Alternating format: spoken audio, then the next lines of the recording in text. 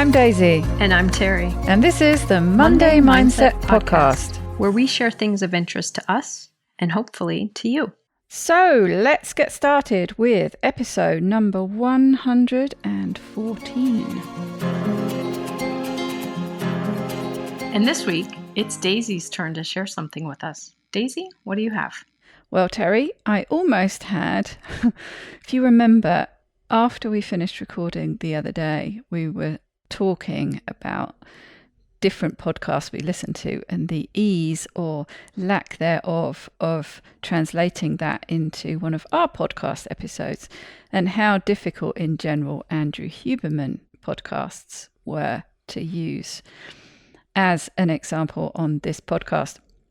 So crazily, I went, because I hadn't looked at his podcast for a while, I went and had a look.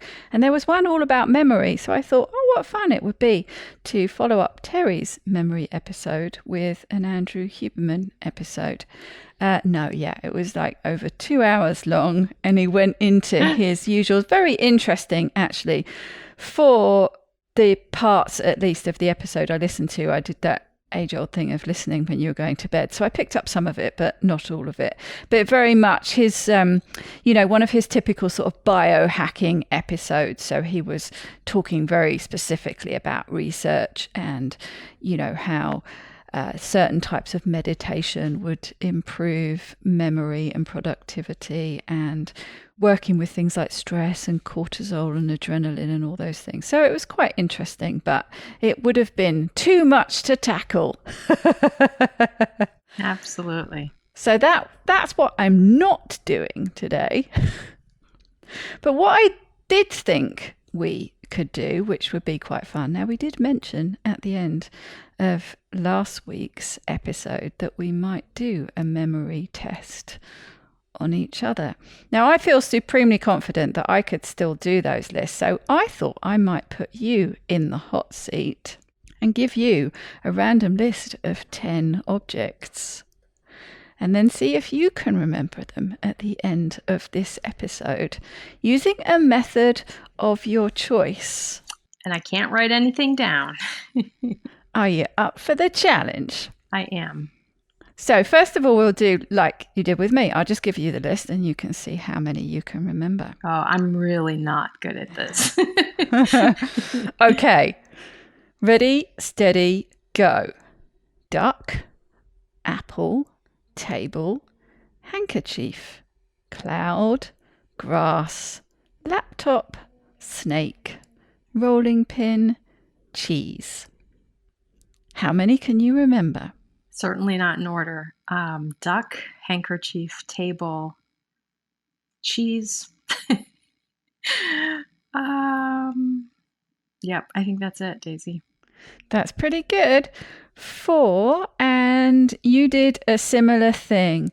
You got 3 out of the first 4 and the last one. So you did what I did with, what's it called? The primacy and recency. I was thinking in, out, first, last. Yes, primacy and recency. Recency. That's it. Yes, so you did exactly the same. So which method would you like to use to remember them? I'm going to do the story, the chain link. Okay, so let's quickly create a story then. And it's you who's got to remember, so you can create the story. So we're starting with duck. I'm going to start with duck. And what's the second word? Table? Duck, apple, table, handkerchief. Okay. So I'm going to picture a duck carrying an apple that barely fits into its mouth. And it's swaddling around with this heavy apple. And it walks under a table that has a handkerchief hanging down over it. Cloud. And the duck mistakenly thinks that it's in a cloud. Grass. Until its feet, those little webbed feet, get stuck in the tall grass. Laptop. And fortunately, there's a laptop sitting there, and so it uses those webbed feet to start typing on the laptop. Snake. until a snake crosses over the keyboard and slithers right near its feet. Rolling pin. And someone comes along and crashes down on the snake with a rolling pin, and it splatters. Cheese. And it looks like cheese as it splatters. There we go. So that was sort of doubly difficult because you had to come up with the story as well, rather than have the story be told to you like you did with me. So we shall see at the end. Can I say it once? Yes, go on then. Okay.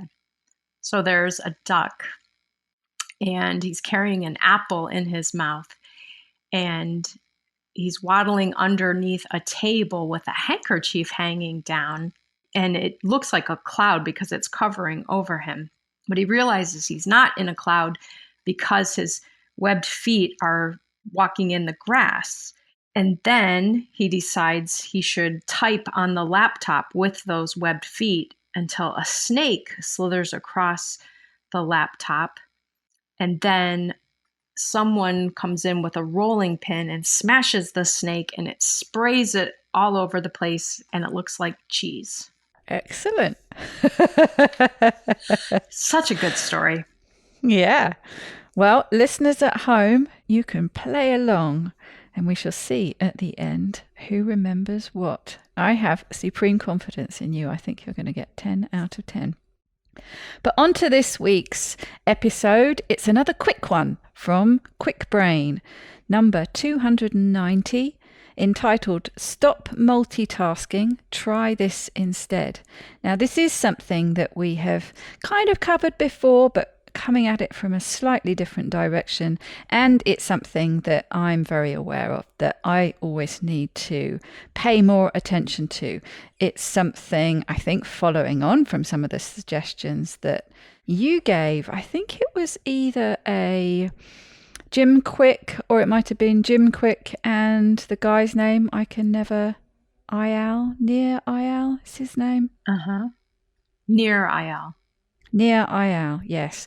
I think it was along those lines that we've discussed this before, long time ago, talking about focus timers and things like that, and not getting distracted.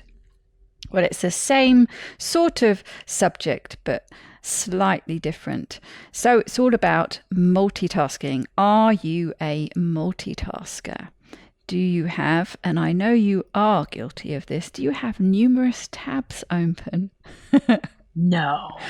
Do you shift between tasks? Hop on and off social media, email, and so on? No. Not me. But how, more in general, how do you maintain focus in a world full of distraction? What are the benefits instead of monotasking? Research shows that we are really not good at multitasking. It's a myth, this whole idea and concept of multitasking. What we are actually doing is task switching. We're switching, sometimes fairly quickly, between tasks. So how do we tap into and harness the power of monotasking? And he talks about an example of when he was a kid. He was given these magnifying glass set, something or other, that he would go outside and burn leaves on a sunny day. I think we've probably all played around with that, focusing the sun's rays and hopefully not starting a forest fire in the process. But he talks about how we can create this focal point. We take ambient light and focus it into one bright area. And then he goes on to say, well, it's, there's probably no coincidence that we also tend to use the word bright to describe smart people. But are they smarter, or are they just better focused? And then this is something that you've talked about in a recent episode. He then switches to get us to think about what are the costs of multitasking.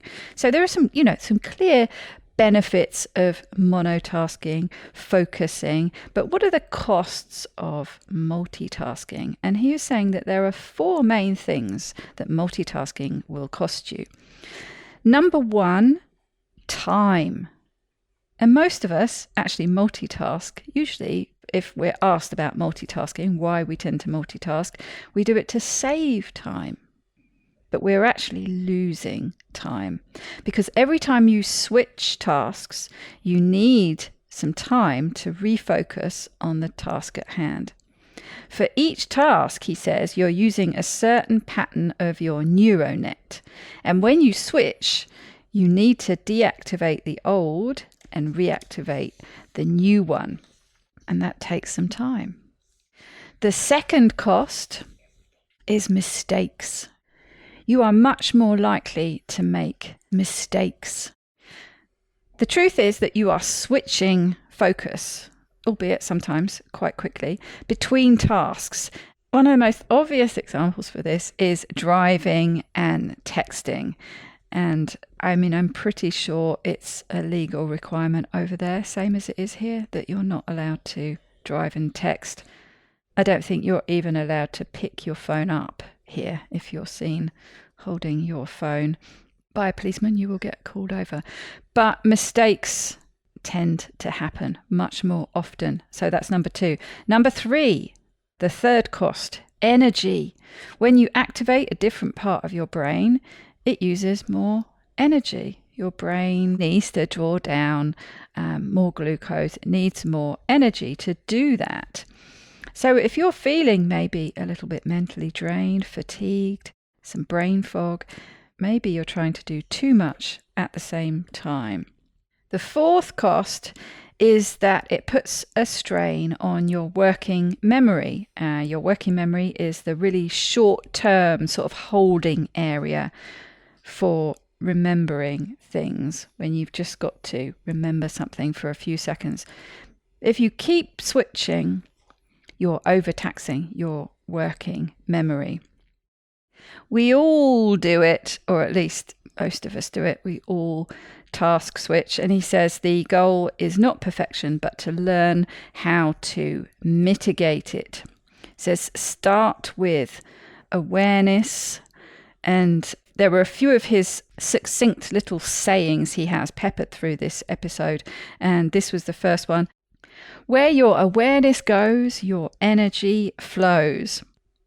So, yes, just be more aware. How are you going to reduce task switching and increase monotasking? And he says the way he looks at it is a framework of his external world and his internal world. So your external world outside your body. So changing and managing your environment. All very obvious things like closing some of those hundreds and hundreds of tabs, switching off notification, closing apps. Made me think of James Clear's creating some friction for some of these distractions. And only this morning, actually, before listening to this episode, I deleted a load of game apps from my iPad. So doing things like that. Internal world, inside your mind.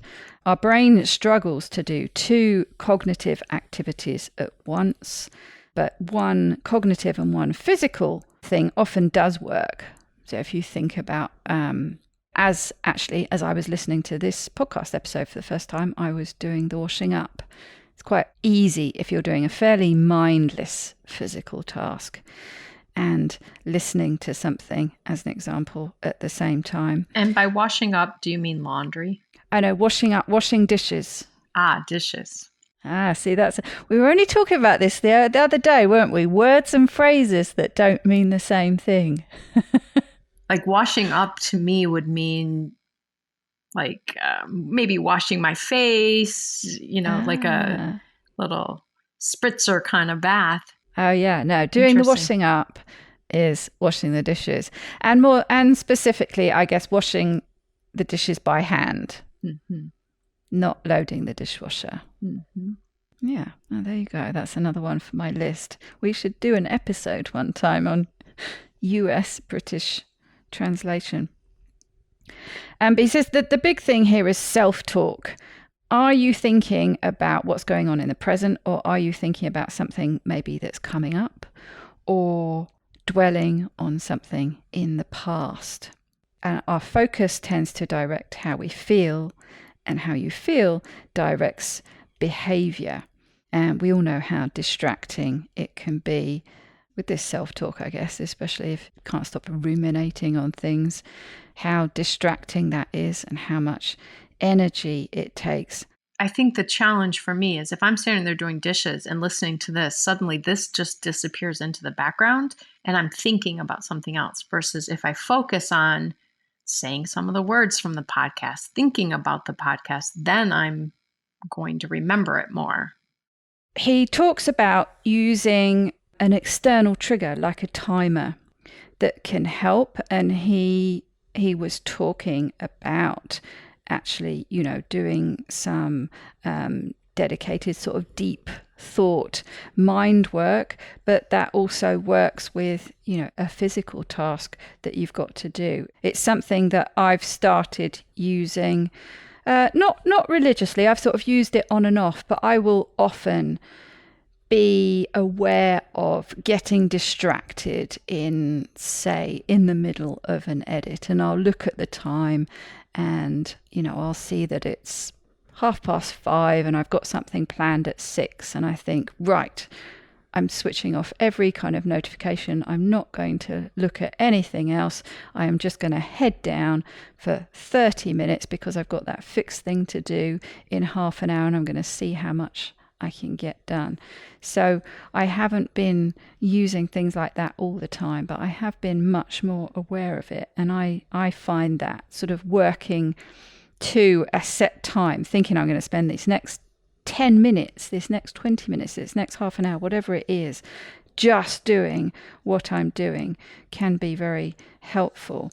But he also, a little tip that he came up with, that if you are getting sidetracked by thoughts about things, or maybe an idea for the future pops into your head, he says, don't fight it. Another one of his sayings, what you resist persists.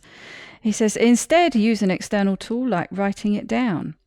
And then you've done that, it's noted, and your mind can kind of safely go back to what it's doing without fear of forgetting this very important idea that popped into your mind that could have led you down a whole rabbit hole of distraction.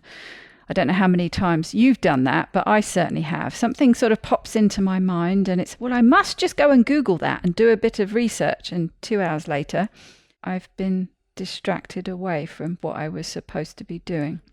So what is the best use of your time?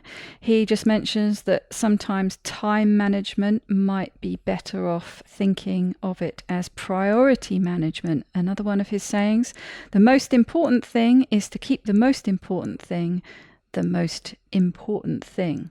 I think that also fits with Nir Eyal's talk about distraction, as you brought up earlier, in that if you can block your time so that you do have 20 minutes for this task, or you're only going to work on this thing for a half an hour versus I'm going to work on this until it's done, that just seems like it goes on forever and it's very easy to kind of wander off.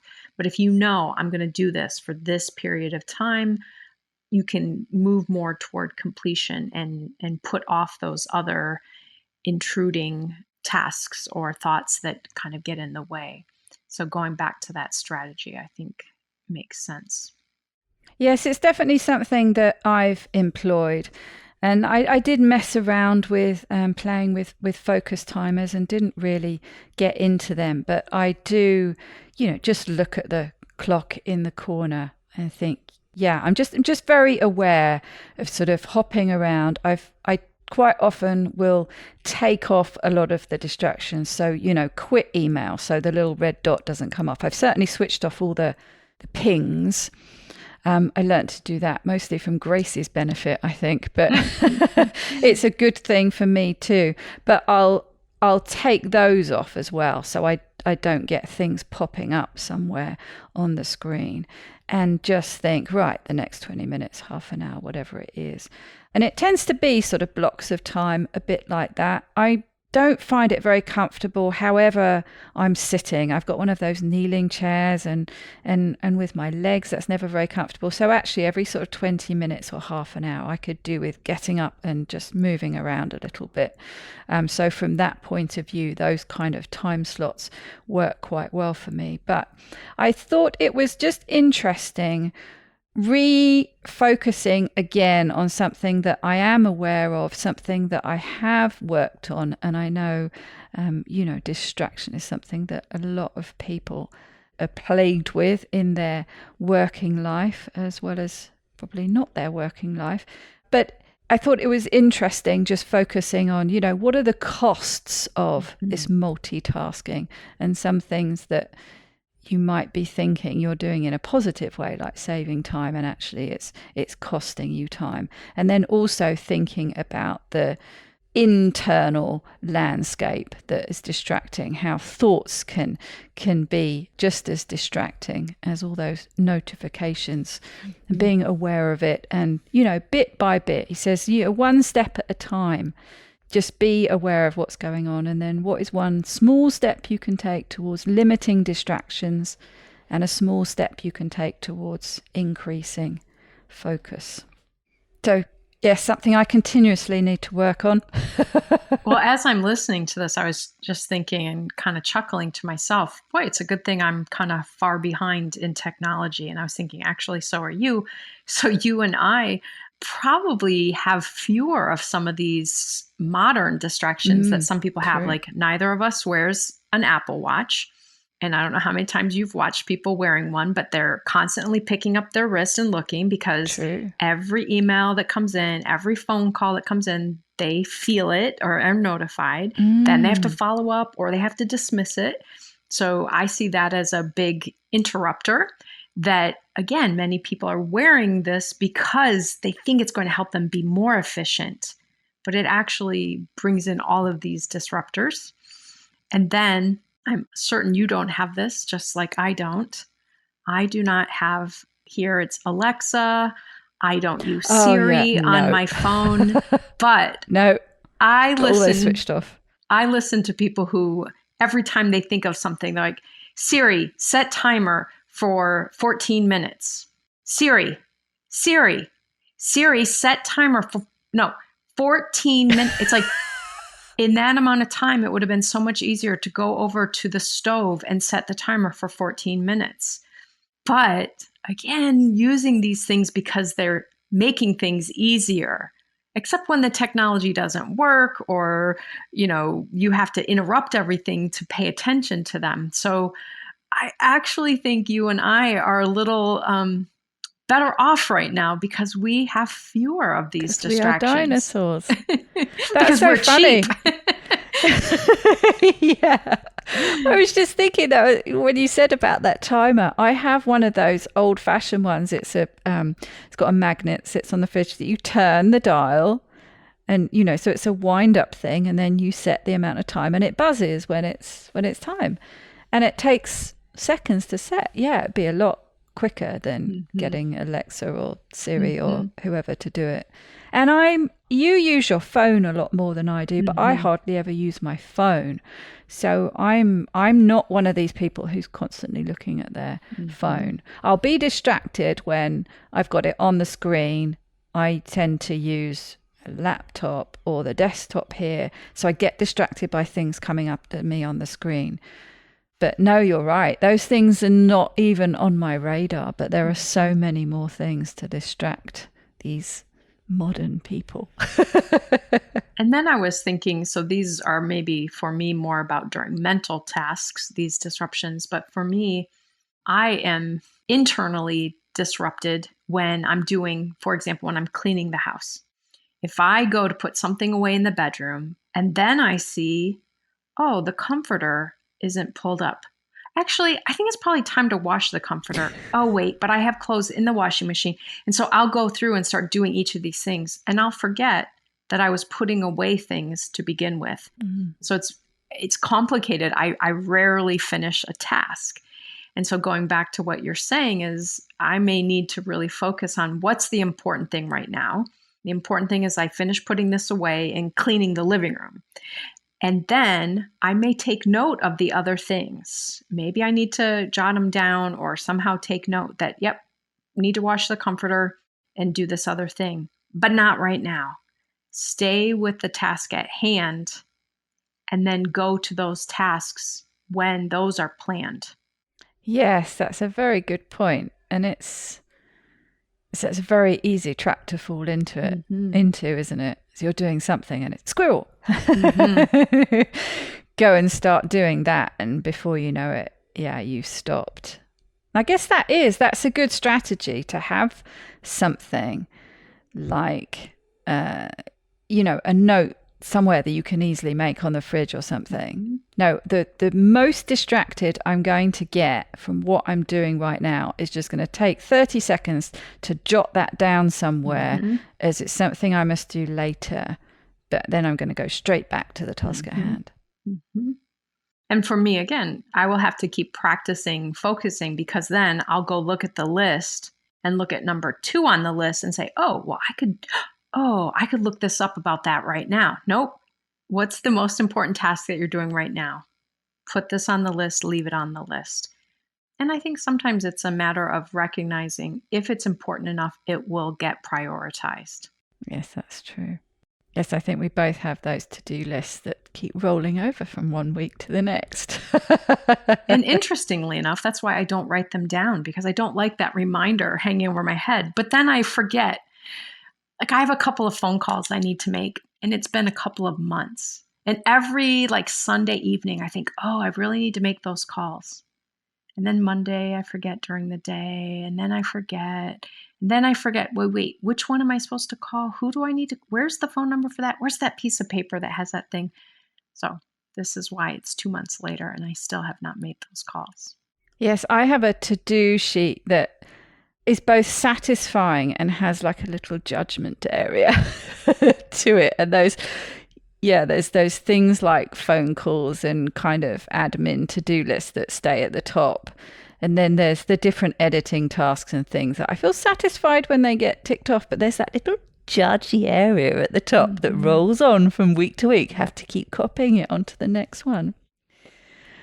But there you go. So yes, something that certainly I personally have I started working on back whenever that first episode that you covered came up.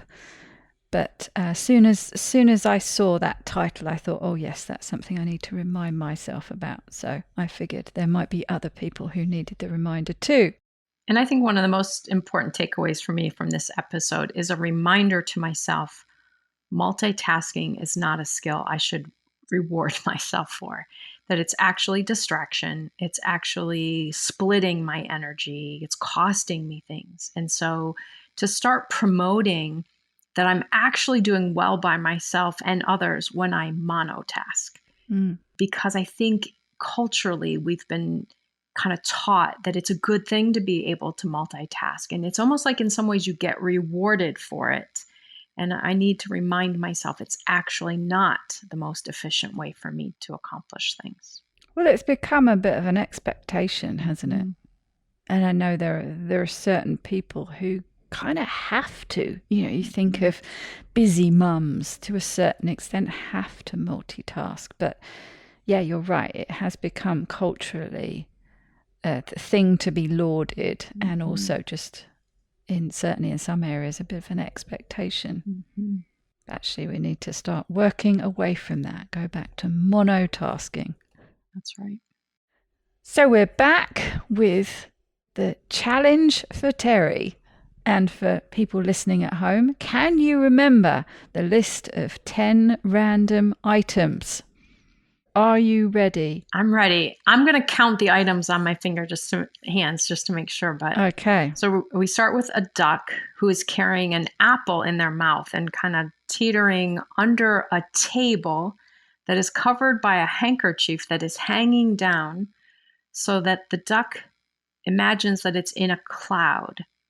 and it thinks it's in a cloud until it feels its webbed feet in the grass, and then decides it should start typing on the laptop that's nearby with its webbed feet. And while it's typing, a snake slithers across the keyboard until, oh my gosh, I can't think of the word, until someone comes with I didn't make a clear enough image of this. A crowbar? No. Close. I'm running through my head thinking of all the objects I can imagine them smashing a snake with.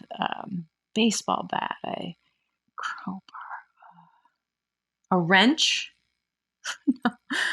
Oh my gosh. Do you want me to tell you? First letter. Ah. 2 words.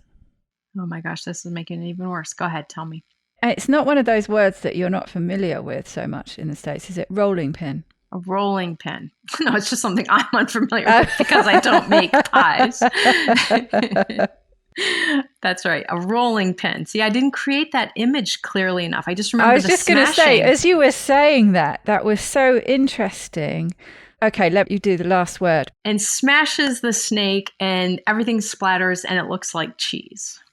I just thought it was so interesting as you were going through, and like when you talk about the duck thinks it's in a cloud, but then it feels its webbed feet feels in the grass, and then it's with its webbed feet it goes on, and you can kind of, I'm watching you as you're doing it, and I can see you sort of activating the different senses, and I could see you acting out. Someone comes along and bashes with that, but you didn't have a clear enough image, and all the things you mentioned are kind of there in the ballpark. They're the right kind of thing, but you needed that something extra to identify it as a rolling pin over just something that you might hit someone else over the head with.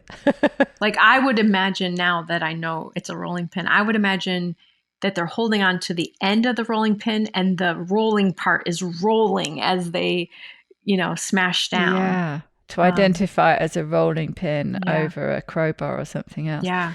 And of course, because we laugh so much about trying to think of something with cheese and cheese splattered, and as soon as we said it, both sort of laughing, so you've got that emotion that's connected with that word, so it's really easy to remember. That's what they talked about in those strategies. Make it something funny, make it something gross, make it something, emotional, something you can smell, something you can hear. Like, I can hear the duck feet clacking on the keyboard. So yeah, but you're right. I hadn't made it specific enough for the rolling pin. Really good illustration. So there you go. You did very well. Thank you. And actually, I meant to tell you, before we met today, I thought, I'm going to see if I can remember the grocery list. And I had to look at my paper, not for the grocery list, but I was thinking top of head, eyes, nose. And I thought, no, I don't think I used the nose when Daisy and so I just checked my list of what parts of the body did I use. You didn't use the nose. And then I did. I went through and got the whole list. How about you? Are you ready to do the grocery list? Yeah, I could do it. Sausage, cream, egg, blueberries, ground beef, lemons, chia seeds, coffee, yogurt. You left out 2. Butter. You left out butter in the throat. What else have I left out? Vanilla. I was so confident and I didn't get them all, did I? Vanilla. Yep. Shouldn't be so cocksure. Yes, you're right. See? A pretty good trip. You I would was come home too with 10 confident things. thinking I was going to go quickly through those, and I didn't. I should have gone at it a little bit more slowly and I would have got those. So can we do the random list of things? Yeah. I reckon. That was, we started with a chair in a store and a zebra throwing a boomerang round the tree that fell in the water, and there was a cactus waving around. And then we got an iceberg with someone reading a book that had Jello on the cover, with the boy with his halo. And then it all got smashed apart with a skipping rope. That's right. Excellent. You got all of them. I didn't miss any of those. Got them all, and you got them all in the right order. Fantastic. I might have messed up the shopping list one a little bit because I did employ that in my own shopping trip. So I'm surprised I didn't come out with some different things. That's funny. What I have done is I've kept things in the same place that are on my shopping list. Nice. So I'll just keep the cream pouring out of my eyes forever. That's right. You will always be on your knees when you buy coffee. Very good. So there you go. Well, hopefully everyone has some more ideas about ways to improve their memory, giving themselves more to focus while tasking so that they are more efficient and less distracted. And in the meantime, I hope you have a very wonderful week. You too, Daisy. Take good care, everybody.